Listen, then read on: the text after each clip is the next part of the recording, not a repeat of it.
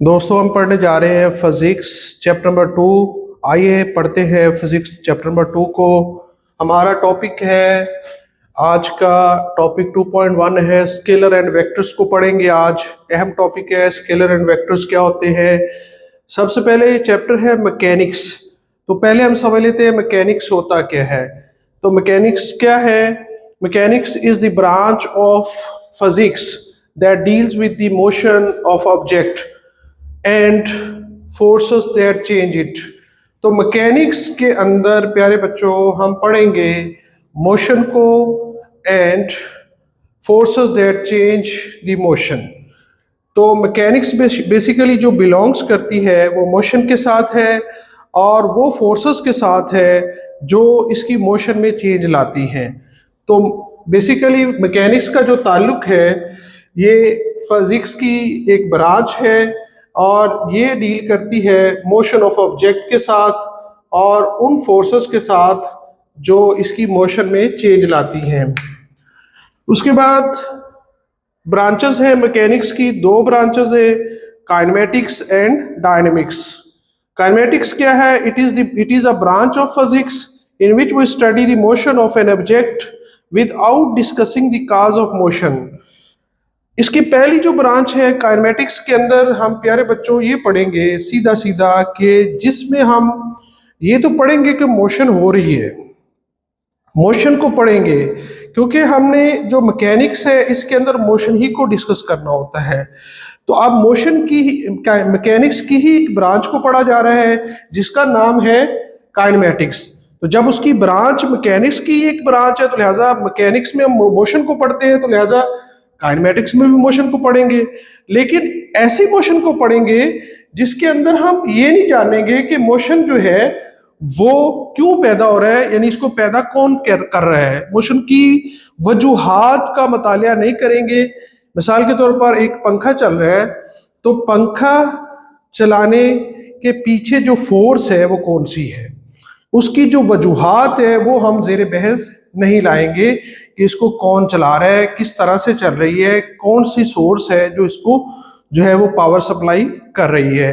तो ये हम डिस्कस नहीं लेके आएंगे। तो यहाँ पर हमें यानी सिर्फ ये मोशन को बहस लाना है काइनेमेटिक्स के अंदर, जो इसके काजेज है वो हमारा मौजूए बहस नहीं है।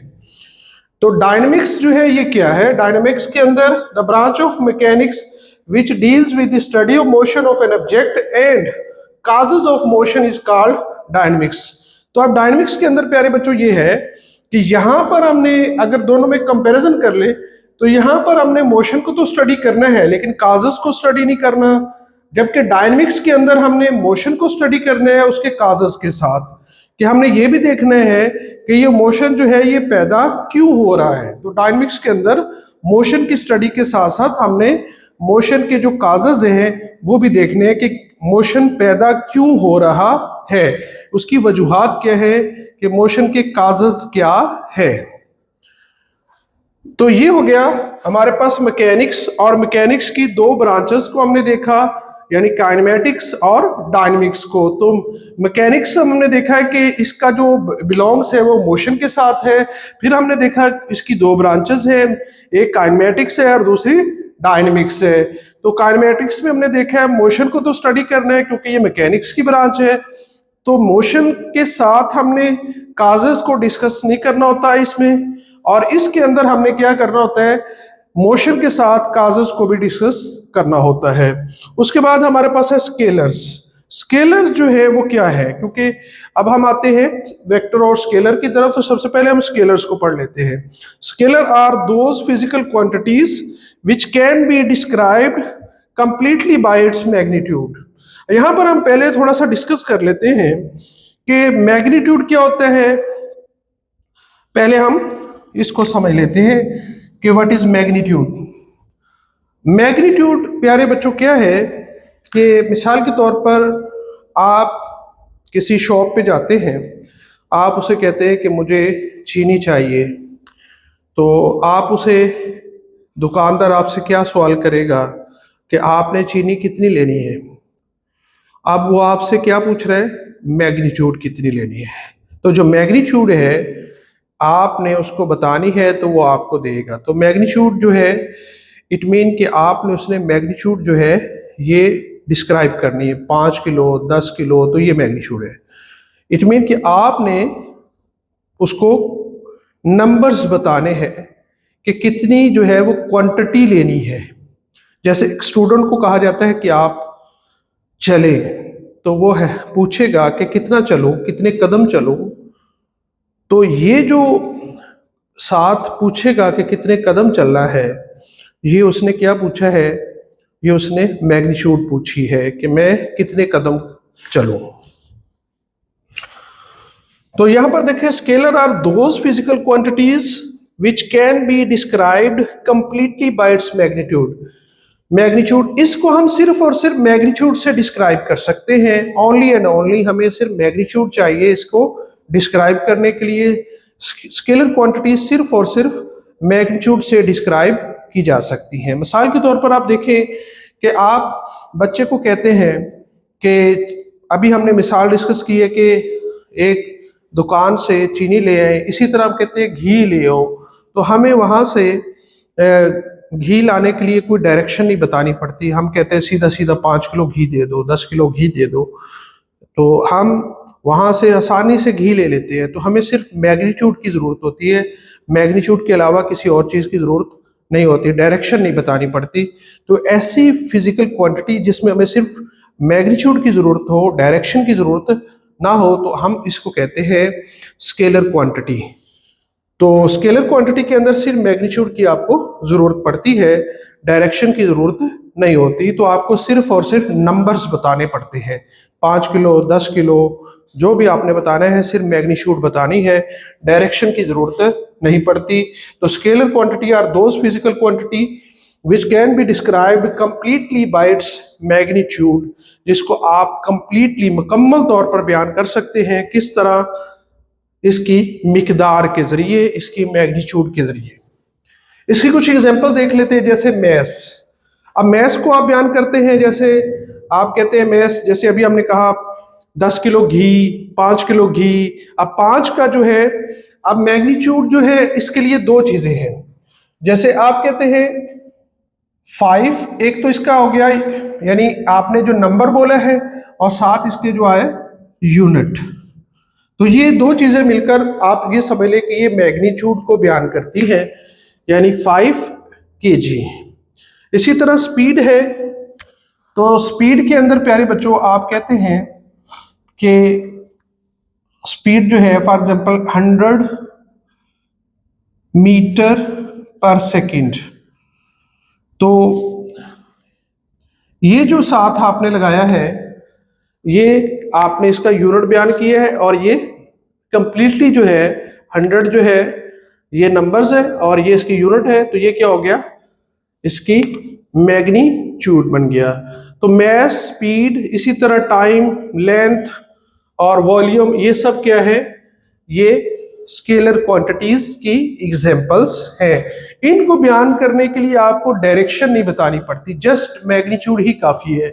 मैस लेने के लिए, स्पीड के लिए, जैसे आप किसी से टाइम पूछते हैं तो आपने कभी नहीं कहा कि बताओ टाइम कितना हो गया और किस डायरेक्शन में हुआ है, ऐसा कभी भी नहीं कहते। जस्ट टाइम आप कहते 3 बज गए, ये नहीं कहते नॉर्थ की तरफ है, साउथ की तरफ है, ईस्ट की तरफ है, वेस्ट की तरफ है। तो इस तरह नहीं बताते आप।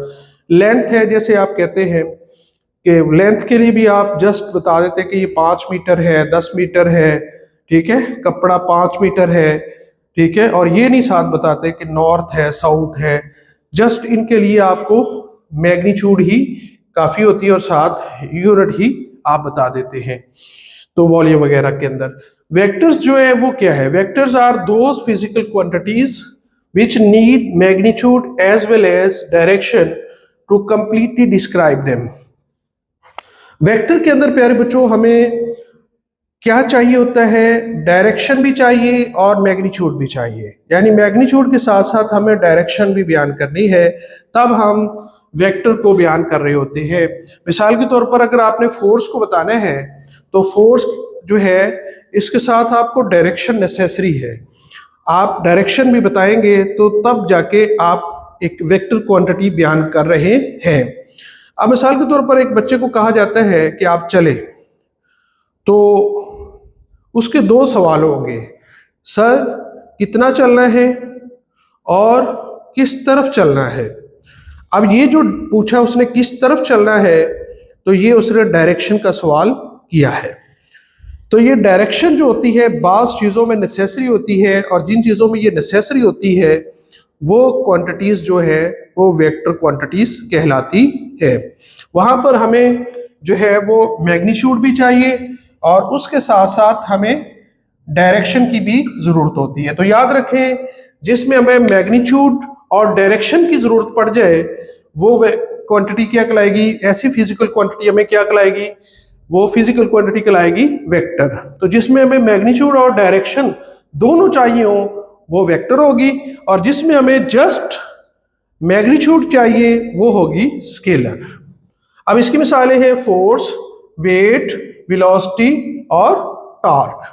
अब मिसाल फोर्स है, तो फोर्स की डायरेक्शन क्या है कि जिस तरफ आप फोर्स लगाएंगे, जैसे एक चीज को आप क्या कर रहे हैं, पुल कर रहे हैं, तो आपकी डायरेक्शन इस तरफ है, पुश कर रहे हैं तो आपकी डायरेक्शन उस तरफ है।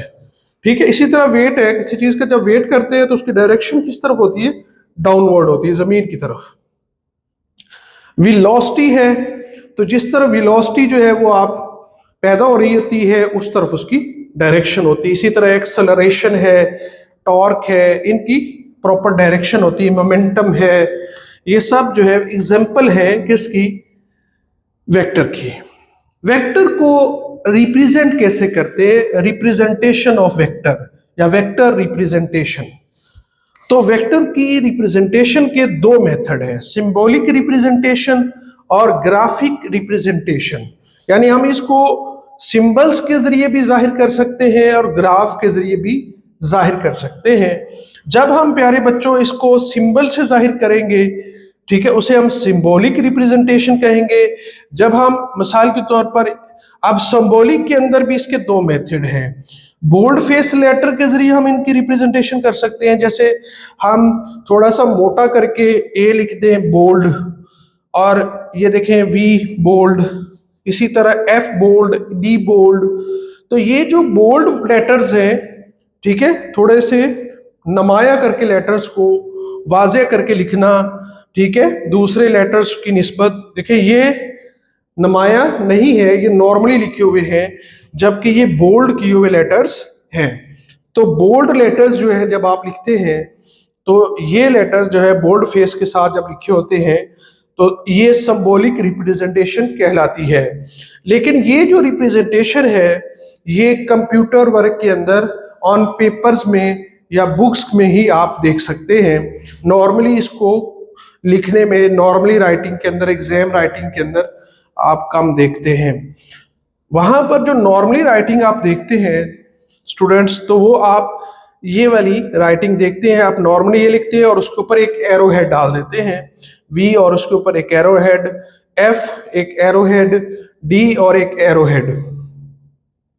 अब ये जो है उसकी ए जो है ये उसकी मैग्नीट्यूड को बयान कर रहा है, और जो एरो हेड है उसकी डायरेक्शन को बयान कर रहा है। तो इस तरह ये मजमूई तौर पर एक वेक्टर जो है वो बन चुका है। इसी तरह ये एक वेक्टर है, ये डायरेक्शन को जाहिर कर रहा है, डायरेक्शन को।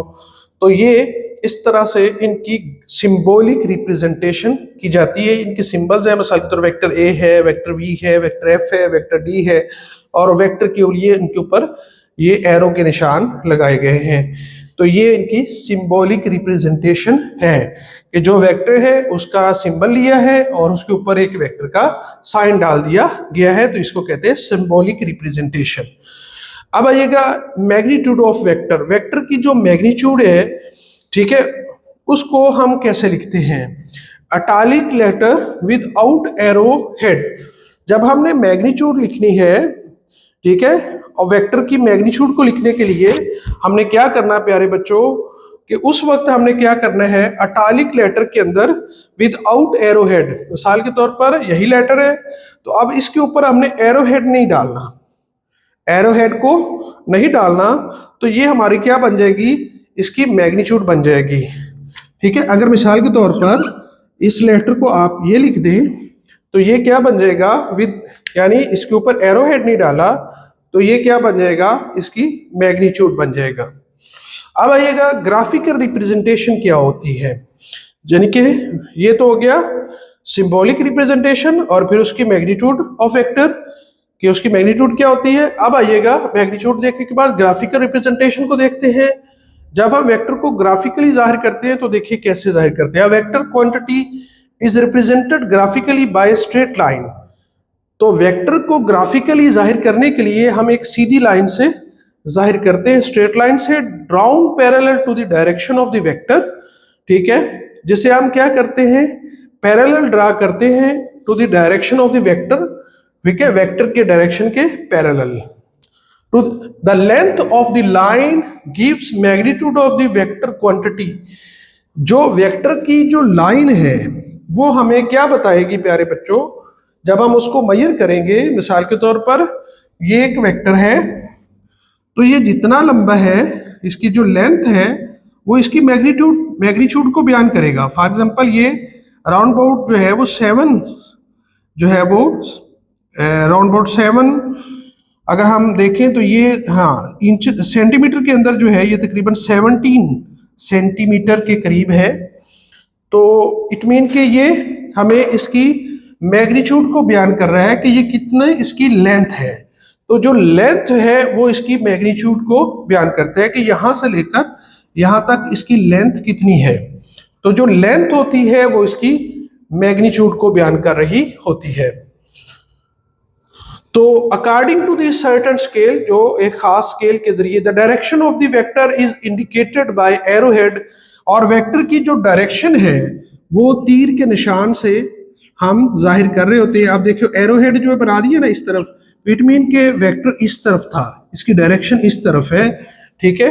तो लाइन के एक एंड पे हम एरो हेड बनाते हैं और वही इसकी डायरेक्शन को जाहिर कर रही होती है। अब इसकी जो डायरेक्शन वगैरह और इसका जो ग्राफ बनाने का जो तरीका है उसको हम डिस्कस करते हैं। हमारे पास देखिए प्यारे बच्चों, सबसे पहले आपने एक जो लाइन है यानी हॉरिजॉन्टल लाइन ड्रा करनी है।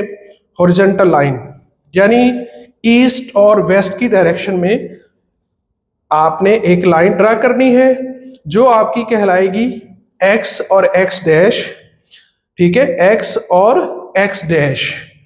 अब ये जो है ये लाइन आपकी एक्स एक्सिस के डायरेक्शन में है, तो लिहाजा ये आपका कहलाएगा एक्स एक्सिस। दूसरी लाइन आपने नॉर्थ से साउथ की तरफ ड्रा करनी है, नॉर्थ साउथ लाइन, और ये आपकी वाई और वाई डैश लाइन कहलाएगी, वाई और वाई डैश एक्सिस, वाई और वाई डैश एक्सिस बन जाएगा। ये आपका वाई एक्सिस हो गया, क्योंकि ये वाई और वाई डैश है तो ये आपका क्या कहलाएगा, वाई एक्सिस। तो ये आपका हो गया एक्स एक्सिस जो हॉरिजॉन्टल डायरेक्शन में है, और जो आपका वर्टिकल डायरेक्शन में है ये ऊपर से नीचे की तरफ। तो ये क्या हो गया, ये आपका ऊपर से नीचे वाला ये हो गया आपका वाई एक्सिस। तो इट मीन कि ये हो गया आपका एक्स एक्सिस, एक्स एक्सिस यानी ये वाला आपका एक्स एक्सिस है प्यारे बच्चों, और ये वाला है आपका वाई एक्सिस, ये वाला। तो ये जो वर्टिकल लाइन है यानी ये वाली जो वर्टिकल लाइन है, वर्टिकल, ये आपकी है वर्टिकल लाइन। और प्यारे बच्चों ये वाली जो लाइन है ये आपकी है हॉरिजॉन्टल लाइन, हॉरिजॉन्टल लाइन। तो ये आपकी है हॉरिजॉन्टल और ये है आपकी वर्टिकल लाइन। तो जो हॉरिजॉन्टल लाइन है ये आपका एक्स एक्सिस है, और ये जो आपकी वर्टिकल लाइन है ये आपका है वाई एक्सिस, ठीक है। तो अब आपकी जो हॉरिजॉन्टल लाइन है ये ईस्ट से वेस्ट की तरफ है, और जो आपकी वर्टिकल लाइन है ये आपकी नॉर्थ से साउथ की तरफ है, इसी को आप वाई एक्सिस कहते हैं। अब एक्स एक्सिस और वाई एक्सिस जहां पर मीट करते हैं, देखिए ये मीट कहां कर रही है, दोनों लाइनें जहां ये कट कर रही हैं ये पॉइंट है, यानी जहां पर दोनों लाइनें आपस में कट कर रही हैं यानी मीट कर रही हैं। तो जहां पर ये दोनों लाइनें ऐसे मीट कर रही हैं, दोनों लाइनें मीट कर रही हैं ये पॉइंट पर, तो ये पॉइंट जो है प्यारे बच्चे क्या बन जाएगा प्यारे बच्चों, ये पॉइंट जो है ये ओरिजिन पॉइंट कहलाएगा और इसको आप रेफरेंस पॉइंट भी कहते हैं। तो ये आपका रेफरेंस एक्सिस, ठीक है, या रेफरेंस पॉइंट बन गया। ओरिजिन पॉइंट जहां से आगाज होता है किसी चीज का, ठीक है, तो ये आपका हो गया जहां वो पॉइंट मीट कर रहे हैं। अब जब भी आपने कोई वेक्टर वगैरह ड्रा करना होता है तो आपने वेक्टर ड्रा करते हुए हमेशा जो है वो राइट साइड से शुरू करना होता है। जब भी कोई वेक्टर ड्रा करना है, मिसाल के तौर पर एंगल कोई लेना है तो उसको आपने राइट साइड से लेना है। मिसाल के तौर पर आपने ये वेक्टर ड्रा किया है और आपने वेक्टर को लेना है तो सबसे पहले रेफरेंस पॉइंट आपको पता होना चाहिए कि आपने किस एक्सिस के अंदर वेक्टर को ड्रा करना है। मिसाल के तौर पर अगर आपको कहता है कि एक्स और वाई एक्सिस के अंदर आपने वेक्टर को ड्रा करना है, ये आपका एक्स है और ये वाई है, ठीक है। इसी तरह अगर वो कहते हैं वाई और एक्स डैश में करें तो फिर ये वाला आपका बॉक्स बनेगा यहाँ पर। और अगर आपको कहते हैं एक्स और वाई डैश में, एक्स डैश और वाई, तो ये आ जाएगा। इसी तरह मुख्तलिफ है। तो अगर आप यहाँ पर आते हैं एक्स और वाई डायरेक्ट, वाई के अंदर आपने यहाँ पर जो है अपना ग्राफ ड्रा करना है।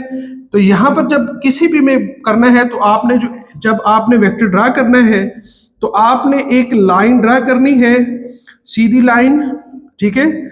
और लाइन को स्केल की मदद से ड्रा करने के बाद, ठीक है, और ये लाइन ड्रा करते हुए आपने कैसे लेना है कि सबसे पहले आपने अपना जो ये रखना है इसको सीधा, ठीक है, लाइन के ऊपर, और जितना एंगल लेना है, फॉर एग्जांपल अगर आप 30 लेते हैं, 40 लेते हैं, जो भी आपने एंगल लेना है, एंगल लेकर प्यारे बच्चों आपने, ठीक है, 30 का या जितना भी आपने लेना है एंगल, वो लेने के बाद, ठीक है, निशान ले लिया। फॉर एग्जांपल आपका यहाँ पर आ रहा है तो ये तकरीबन 35 का एंगल बन रहा है। तो यहाँ पर आपने एंगल जब लेना है प्यारे बच्चों तो ये आपने हमेशा जो है, ठीक है, इस तरफ से यानी राइट हैंड से लेफ्ट हैंड की तरफ एंगल लेना है। यानी एरो कभी भी इस तरफ नहीं बनाना, यानी आपने हमेशा कभी भी लेफ्ट से राइट नहीं जाना, हमेशा एंगल जो जाना है आपका, ठीक है, वो जाएगा राइट से लेफ्ट की तरफ। और इसको आपने थीटा से रिप्रेजेंट करना है और थीटा जो भी होगा वो डायरेक्शन को जाहिर करेगा। फॉर एग्जांपल हमारा थीटा जो था वो आपका आया है फॉर एग्जांपल 35 डिग्री का, ठीक है, 35 डिग्री का। तो ये हमारा थीटा यानी इसकी डायरेक्शन जो निकली है वो है 35 डिग्री। तो ये है आपका राइट से लेफ्ट की तरफ। और ये अगर आप देखें क्लॉकवाइज है या एंटी क्लॉकवाइज, तो आप देखें आपकी जो वॉच है वो किस तरफ चलती है, इस तरह। यानी आपकी जो वॉच है उसकी जो नीडल्स हैं प्यारे बच्चों वो इस तरफ चलती है, यानी उसकी जो डायरेक्शन होती है वो ये होती है, ठीक है, यानी ये डायरेक्शन है उसकी। तो ये डायरेक्शन होगी, ये होगी क्लॉकवाइज। जबकि आप जो एंगल लेते हैं आपका एंगल किस तरफ बन रहा है, एंटी क्लॉकवाइज, यानी आप इस तरफ जाते हैं, आपके एंगल क्या होता है, एंटी क्लॉकवाइज। आपने हमेशा जो एंगल ड्रा करना है वो एंटी क्लॉकवाइज लेना है। तो यहां पर आपने फिर दोबारा देखना है, ये आपका हो गया एक्स एक्सिस, ठीक है, जो हॉरिजॉन्टल लाइंस है, ये वाई एक्सिस हो गया, ठीक है, जो नॉर्थ से साउथ की तरफ है, ईस्ट से वेस्ट आपका हॉरिजॉन्टल हो गया, और ये आपका है वाई एक्स एक्सिस, और ये वाई एक्सिस हो गया जो नॉर्थ से साउथ की तरफ है। जहां पर दोनों लाइन मीट करती है ये आपका हो जाता है ओरिजिन पॉइंट, ठीक है। रेफरेंस पॉइंट से आपने एंगल को स्टार्ट करना है जब भी बनाना है, यहां से आपने एक वेक्टर ड्रा करना है। फॉर एग्जांपल आपका वेक्टर एफ है और जब आपने इसका एंगल ड्रा करने हैं तो वो हमेशा राइट से शुरू करना है, लेफ्ट की तरफ लेके जाना है, यानी कि एंटी क्लॉकवाइज ड्रा करना है। एंगल जो होगा वो आपकी डायरेक्शन को जाहिर करेगा और ये पॉइंट आपका ओरिजिन पॉइंट कहलाएगा। तो ये था आज का हमारा टॉपिक स्केलर और वेक्टर के बारे में।